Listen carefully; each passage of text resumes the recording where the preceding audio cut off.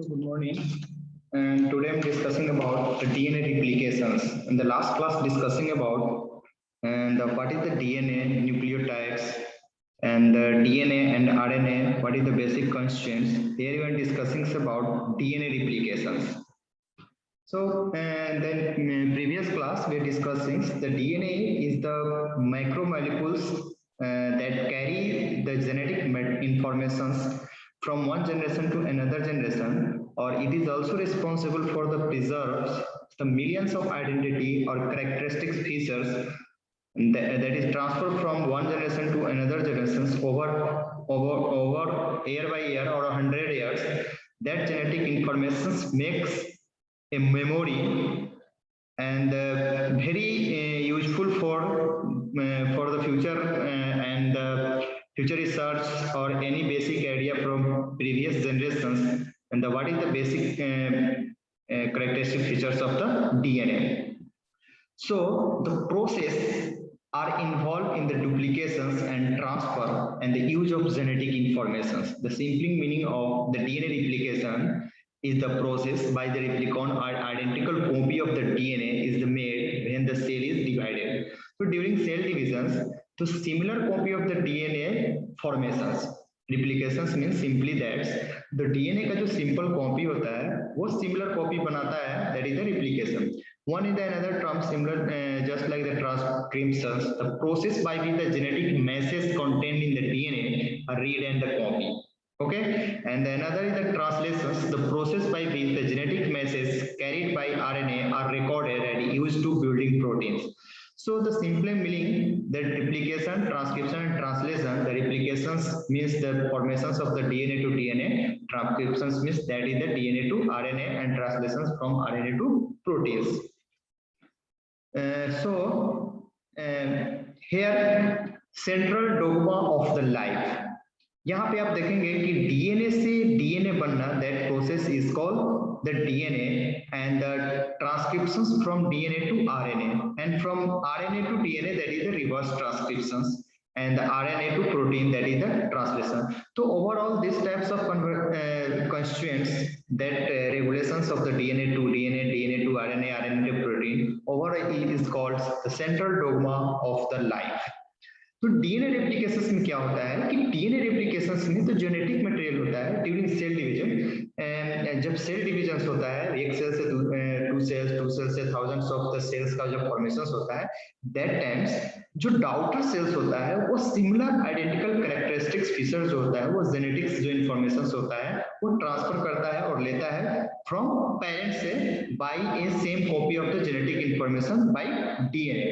सो तो वहां पे क्या होता है कि सिमिलर कॉपी ऑफ डीएनए का फॉर्मेशन होता है आइडेंटिकल कॉपी का, that is called the DNA replications. यहाँ पे आप देखिए कि एक डीएनए का कॉपी है, एक दूसरा दिख रहा है दूसरे कलर्स का. तो एक तो इसका पेरेंट मटेरियल्स का है, दूसरा daughter cell, new synthesis. Okay, तो इसमें क्या होता है कि कॉम्बिनेशंस रहता है बोथ पेरेंट्स एंड डाउटर. एक तो ओल्ड होगा, दूसरा क्या होता है इसमें न्यू रहता है. तो जो पेरेंट डीएनए होता है उस पेरेंट डीएनए में क्या होगा कि दोनों मतलब क्या बोलते हैं कि जो डाउटर्स होगा उसमें दोनों तरह का कॉम्बिनेशन होता है, और एक तो होता है न्यू सिंथेसाइज एंड अनदर क्या होता है, अनदर जो होता है कि एक हमारा डाउटर्स का न्यू होगा, कर दिए एक तो ठाकुर सर दिए, हाँ हो गया, हम कर दिए.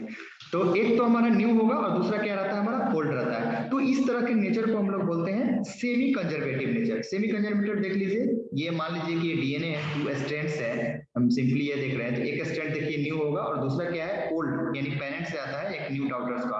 तो इस तरह का हम लोग बोलते हैं नेचर को तो सेमी कंजर्वेटिव नेचर. सो इसमें क्या है कि जो ये सेमी कंजर्वेटिव नेचर और डीएनए रिप्लिकेशन जो होता है जो लाइफ की सर्वाइविलिटी के लिए बहुत जरूरत है, क्योंकि बहुत सारा जो फिजियोलॉजिकल या फिर और भी मेटाबॉलिक या फिर अदर कैरेक्टरिस्टिक फीचर जो तो रेगुलेशंस होता है थ्रू न्यूक्लिक एसिड्स या फिर बोल सकते हैं हम लोग जेनेटिक्स मॉलिक्यूल से होता है. इस कॉम्प्लेक्स प्रोसेस के थ्रू बहुत सारा फंक्शंस को परफॉर्म करता है. सो द डीएनए रिप्लिकेशन जो होता है इन प्रोकैरियोट्स में सेमी कंजर्वेटिव नेचर्स का होता है.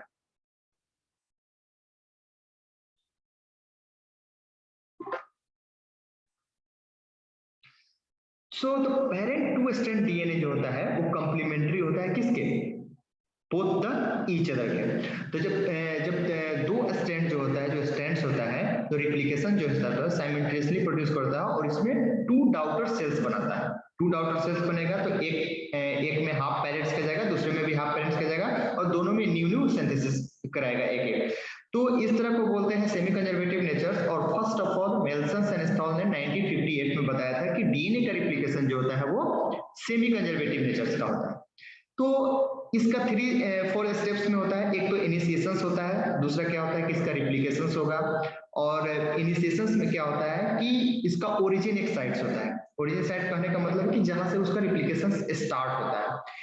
प्रोकैरियोट्स में क्या है कि एक सिंगल रिप्लिकॉन साइट्स होता है, but in the case of eukaryotes the multiple site of the origin, जहां पे वो रिप्लिकेशंस को स्टार्ट करता है। तो कैसे वो आइडेंटिफाई करेगा, तो सम स्पेसिफिक सीक्वेंस होता है, 80 base pair specific protein DNA bind protein कहलाता है, वो साइट से रिप्लिकेशन को स्टार्ट करता है, जहां से डीएनए का सेपरेशन शुरू होता है। उसके बाद जब एडी वो स्टार्ट कर रहा है अपनी साइट को रिकॉग्नाइज कर रहा है, तो वहां पे एक बबल का फॉर्मेशन होता है। दिखाएंगे आगे कि कौन कैसे बबल का फॉर्मेशन कर रहा है। तो उसमें क्या होता है कि जो टू कंप्लीमेंट्री स्ट्रैंड होता है वो सेपरेट होने लगता है, जहां से साइट ऑफ रिप्लिकेशन से वहां से, और फॉर्मेशन करता है किसका, बबल का। तो जो मल्टीपल रिप्लिकेशन होता है जहां पे वो मल्टीपल बबल का फॉर्मेशन करेगा, क्या बोलते हैं, मल्टीपल रिप्लिकेशन बबल का फॉर्म करेगा किसमें, in the case of eukaryote. But the prokaryotes में क्या होगा, सिंगल साइट्स होता है, ठीक है। और जो मल्टीपल रिप्लिकेशन साइट्स होता है वो किसके लिए एसेंशियल है, मल्टीपल रैपिड रिप्लिकेशंस के लिए, जल्दी करने के लिए। और उस इनिशिएशंस को स्टार्ट करने के लिए short sequence of the nucleotides यानी आरएनए का फ्रेगमेंट सही होता है, that is called the primer, जो generally 5 to 50 nucleotide base pair का होता है, जो स्टार्टिंग के लिए रिक्वायर्ड होता है किसके लिए, for the synthesis of the DNA fragment. So the small fragments है जिसको हम लोग आरएनए प्राइमर बोलते हैं, जो इनिशिएशंस के समय उसको स्टार्टिंग में रिक्वायर्ड होता है। तो डीएनए सिंथेसिस जो होता है, एक तो सेमी कंटिन्यूअस होता है एंड बाई डायरेक्शनल, यानी यहाँ पे बोल सकते हैं कि सेमी कंटिन्यूअस और बाई डायरेक्शनल, यानी एक स्टैंड देखिएगा यहाँ पे, ये देखिए यहाँ पे एक तो देखिए एक चल रहा है 5 डायरेक्शन से कंटिन्यूअस, और यहाँ पे देखिए एक शॉर्ट फ्रेगमेंट से सेमी कंटिन्यूअस इसको बोल सकते हैं कि, और छोटे छोटे पीस में फ्रेगमेंट्स बनता है और रिप्लिकेशंस को स्टार्ट करता है। और एक साइड में जब 5-3 डायरेक्शंस में चलता है तो वो कंटिन्यूअस चलता है। तो इसीलिए बोला जा रहा है कि एक तो हो गया हमारा बाई डायरेक्शनल, और दूसरा कहने का मतलब है कि सेमी डिसकंटिन्यूअस, यानी कंटिन्यू नहीं होगा। और किस डायरेक्शन में होता है, तो 5-3 डायरेक्शंस में होता है, ठीक है। और दोनों स्ट्रैंड्स का जो रिप्लिकेशंस होगा वो साइमल्टेनियसली होता है, ऐसा नहीं कि एक बार एक का होगा और दूसरे का एक बार होगा। तो जो एक स्ट्रैंड होता है जिसपे कंटिन्यूअस होता है, जो फॉरवर्डली 5-3 डायरेक्शंस में चलता है, that is called the leading strand, and that is the continuous or forwards, and another strand is called the lagging or discontinuous, ठीक है। तो जो शॉर्ट पीसेस ऑफ फ्रेगमेंट बनता है लैगिंग स्ट्रैंड्स में, एक तो कंटिन्यू चल रहा है और दूसरा क्या बन रहा है, short pieces of lagging strands, जहां वो जो डीएनए को सिंथेसिस कर रहा है बाई डायरेक्शनल फ्रेगमेंट, ठीक है। तो वो कहां से स्टार्ट होगा, तो शॉर्ट सीक्वेंस जनरली वो 50 to 250 न्यूक्लियोटाइड्स का बना होता है, ठीक है। वैसा नहीं है कि क्या बोलते हैं कि वो शॉर्ट फ्रेगमेंट्स होता है, जो शॉर्ट न्यूक्लियोटाइड्स होता है वो लैगिंग स्ट्रैंड्स को प्रोड्यूस करता है स्मॉल स्मॉल बेसिस, वो जनरली 50 to 250 का होता है, बाद में उसका रिजॉइनिंग भी होता है। तो रिप्लिकेशन फॉर कहने का मतलब कि separation of the two strands from parent strand resulting the formation of the replications. तो वो कहां से स्टार्ट होगा, जो एक्टिव सिंथेसिस ऑफ डीएनए होता है, जहां पे एक्टिव सिंथेसिस होता है, रिप्लिकेशंस फॉर्म बोलते हैं, और वहीं से डॉटर डीएनए का सिंथेसिस स्टार्ट होता है, डॉटर डीएनए मॉलिक्यूल का फॉर्मेशन होता है, और इसके लिए एक एंजाइम रिस्पांसिबल होता है, that is called the DNA helicase. और ये डीएनए हेलिकेज जो वो क्या करता है कि जो बोथ स्ट्रैंड होता है उसके साथ बाइंड कर देता है और रिप्लिकेशन फॉर्म को बनाता है। जैसे मान लीजिए कि दो स्ट्रैंड्स है, बीच में बाइंड कर जाएगा एंजाइम और दोनों को सेपरेट करते हुए जाएगा।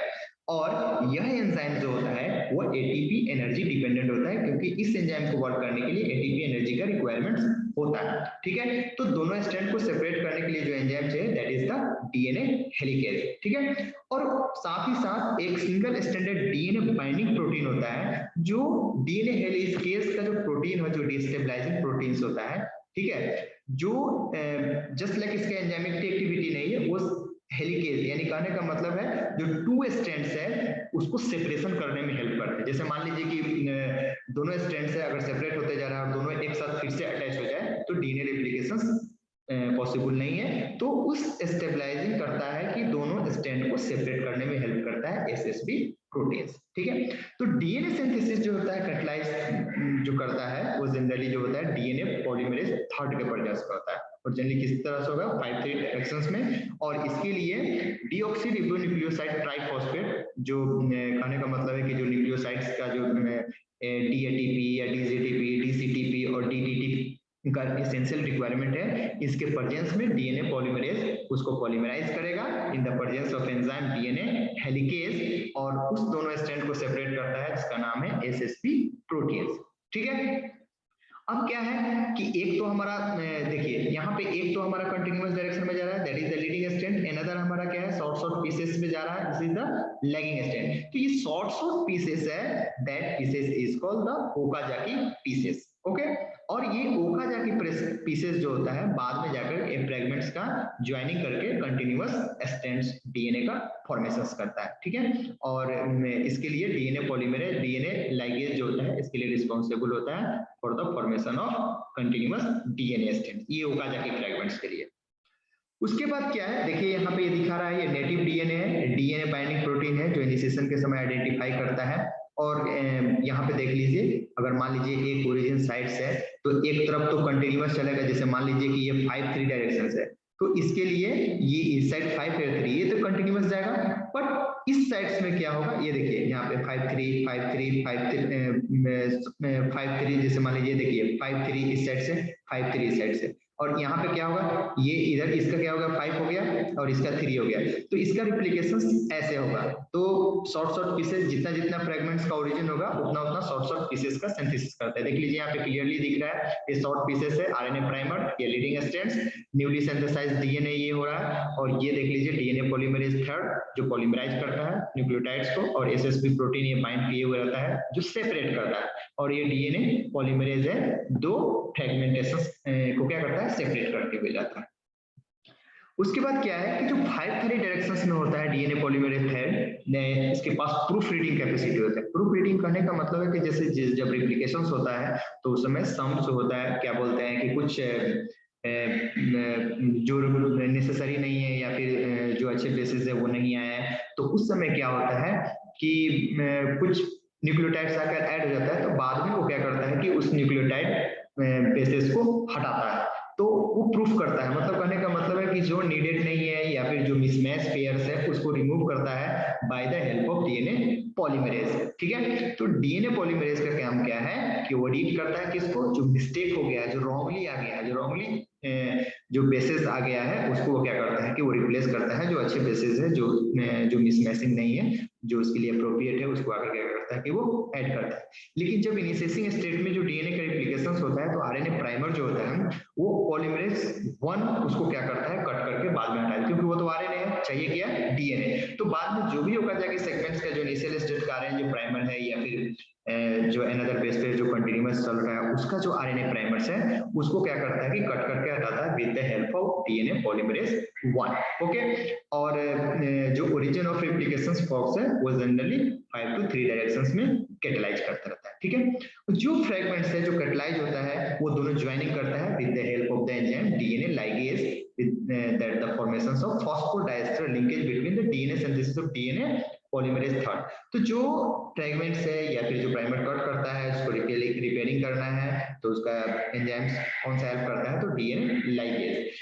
डीएनए पॉलीमरेज 2 जो होता है वो हेल्प करता है रिपेयरिंग के समय, जब प्रूफ रीडिंग होता है पॉलीमरेज थर्ड दैट टाइम जो रिपेयरिंग होता है जो मिसमैच पेयर है तो उसमें पॉलीमरेज 2 हेल्प करता है।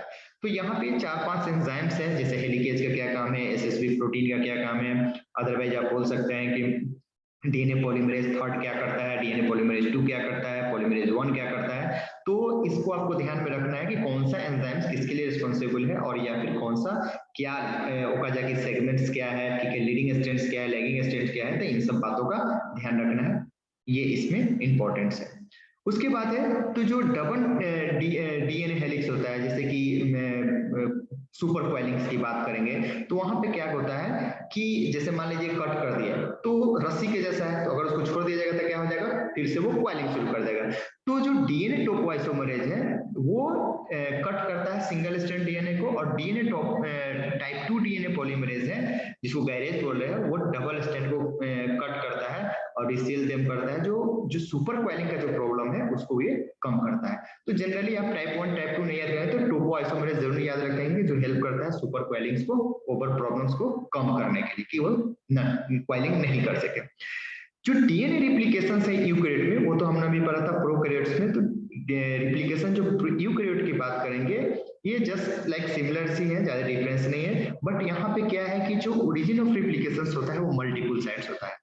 और जो हम डीएनए पॉलीमरेज की बात कर रहे थे 1 to 3 यहाँ पे DNA polymerase alpha beta delta और क्या बोलते हैं गामा और एप्सिलॉन, और क्या क्या काम है, अलग अलग काम है, जैसे पॉलीमरेज 1 2 3 का अलग अलग काम। वहां पे देखिए डीएनए पॉलीमरेज जो होता है रिस्पॉन्सिबल होता है synthesis of the primer that is the leading and leading strand of the DNA.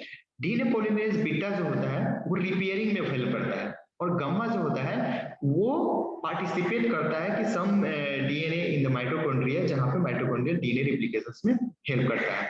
Delta की बात कीजिएगा तो वो रिस्पॉन्सिबल होता है किसके लिए, रिप्लिकेशन के लिए लीडिंग स्ट्रैंड्स में, और प्रूफ रीडिंग एक्टिविटी में हेल्प करता है। और डीएनए पॉलीमरेज एप्सिलॉन जो होता है वो synthesis of leading strands and proof readings में हेल्प करता है।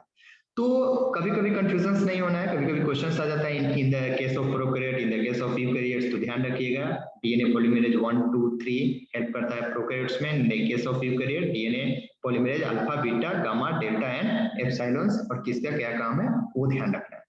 लीडिंग स्ट्रिंग की बात करें, कंटिन्यूअस जिसकी बात बोल रहे हैं, वो सिंपल इन्वॉल्व होता है जिसमें डीएनए पॉलीमरेज डेल्टा और स्लाइडिंग क्लैंप, यानी कहने का मतलब है कि जो स्ट्रैंड्स है वहां पे क्लैंप की तरह वो अटैच हो जाएगा डीएनए पॉलीमरेज डेल्टा, और फिर इनिशियल स्टेट्स में ये एज ए फंक्शन पीसीएनए, यानी कह सकते हैं कि हम लोग प्रोलिफरेटिंग सेल न्यूक्लियर एंटीजन के फॉर्म में इसको आइडेंटिफाई किया गया था, और ये डिटेक्ट किया गया था कि as a working as a antigen nucleic acids, but बाद में ये पाया गया कि नहीं, ये हेल्प करता है किसके लिए, ये प्रोसेसिंग द रिप्लिकेशंस इन यूकैरियोट्स। ठीक है, तो पीसीएनए फॉर्म्स ए रिंग, एक रिंग लाइक स्ट्रक्चर्स बाइंड करता है डबल क्या बोलते हैं कि डीएनए स्ट्रैंड्स में, और फिर वो स्लाइड करता है किसके, मतलब डीएनए स्ट्रैंड्स के अगेंस्ट थ्रू, जहां पे वो रिप्लिकेशंस को परफॉर्म करता है। और अनदर फैक्टर्स होता है जिसको फैक्टर्स रिप्लिकेशन फैक्टर सी भी बोलते हैं। तो यहाँ पे तीन चीज हम लोग बता दिए कि डीएनए पॉलीमरेज क्या बोल सकते हैं, डीएनए पॉलीमरेज डेल्टा और पीसीएनए एंड रिप्लिकेशन फैक्टर सी रिस्पॉन्सिबल्स है। और यहाँ पे भी उसी तरह से है, ओकाजा की फ्रेगमेंट्स बनेगा। और जो रिप्लिकेशन होता है डिसकंटिन्यूअस स्ट्रैंड्स में यूकैरियोट में, वो थोड़ा सा मोर कॉम्प्लेक्स होता है एज कंपेयर टू प्रोकैरियोट्स। ठीक है, यहाँ पे क्या है कि जो पेरेंटल स्ट्रैंड्स है वो सेपरेटेड होता है हेलिकेज के द्वारा। ठीक है, single strand DNA binding protein जो जिसकी बात करता है replication protein in RPA bind to expose the single strand template, यानी वो बाइंड करेगा और फिर वो रिप्लिकेशंस को कंटिन्यू करते जाता है। ठीक है, और यहाँ पे भी ओकाजा के फ्रेगमेंट सिंथेसिस होगा और आरएनए प्राइमर का नीड होगा फॉर द रिप्लिकेशंस को स्टार्ट करने के लिए। तो जो आरएनए प्राइमेज होता है, प्राइमोज जिसकी एक्टिविटी बोल रहे हैं, वो पॉलीमरेज अल्फा, ठीक है, वो प्रोड्यूस करता है 10 to 10 base pair, sometime 10 to 12 base pair protein भी कर सकता है आरएनए प्राइमर्स को। Primase activity RNA polymerase alpha उसको इनिशिएट करता है, फिर वो स्टार्टिंग होता है डीएनए पॉलीमराइजेशन।